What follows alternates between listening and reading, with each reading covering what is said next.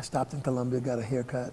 As we walked around the Harvey Gant Center for African American Arts and Culture in Charlotte, North Carolina, the center's namesake talked about driving to Clemson College for the first time.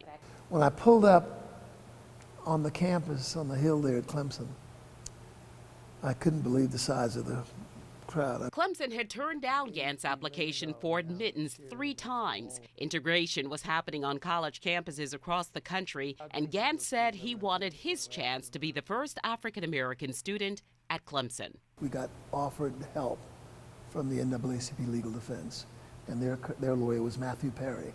Victory in the Fourth Circuit Court of Appeals assured Gant's place in history. How were you received? Any problems? Or? As good as you could expect a single student who was breaking a major barrier to be received. Harvey Bernard Gant became the first African-American student accepted at then Clemson College in 1963. There were a group of students who probably would resist my being there forever, but they were scared to do so, because the president had made it clear that anybody who approached, attacked, or tried to insult Harvey Gant would be put out of school.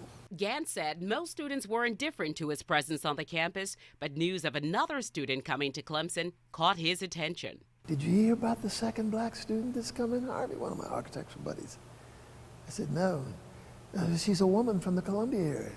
And then they flashed a picture of her and said, wow, she's cute. Cynthia Brawley became the first African-American woman admitted to Clemson and Harvey Gant's bride. From Clemson to MIT, where he earned a master's degree, Gant moved to Charlotte and built a successful architectural firm. A keen eye for city planning, he was elected to city council and soon would be named Charlotte's first African-American mayor. I hearkened it back to the activism of my high school years, sitting in at a lunch counter, to my college career trying to influence the direction of segregation, desegregation, to now being involved in helping to make Charlotte a better place. He served as mayor for 2 terms, then made 2 unsuccessful bids for U.S. Senate. Gant never broke stride after leaving elected office. Still designing and working on projects important to him, he designed his alma mater, Burke High School, and Sanders Clyde Elementary School.